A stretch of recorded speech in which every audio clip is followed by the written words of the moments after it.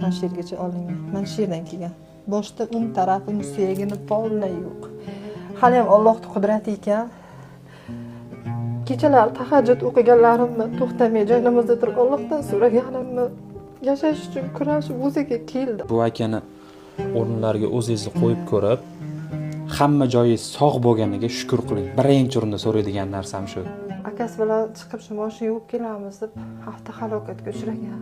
99-yil o'lim voqea joyida olamdan o'tdi. 5 oyda boshda mana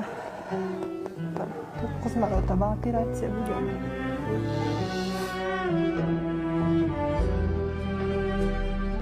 Ovqatlanish qanaqa katta ne'matligini hozir mana shu akamiz orqali sizga bitta ko'rsatib bermoqchimiz. Ovqat shu yerdan berasiz? Ha, mana shu yerdan beraman. Suvni ham unaqa qo'yib ichadi. Shunda oshqozonlarga bu ovqat yetib boryapti-da. Ha, mana shu yerga mana oshqozon. Bu ham mana bunaqa bu qonli ko'p yil qo'yilgan ham biri. Ovqat chiqib ketyapti bu yerdan ham.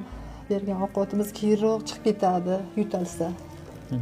Mana shunaqa qilib ovqatlantiramiz balam.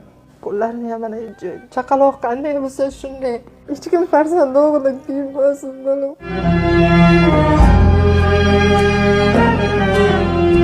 Balam uchun to'xtovsiz kurashyapman, to'xtovsiz. Ehson qiladigan yaqinlaringizga mana shu videoni tashlaysiz. Dalolat qilasiz. Sana ehson qil, ey inson. Agar sen shu holatda bo'lganingda nima qilarding?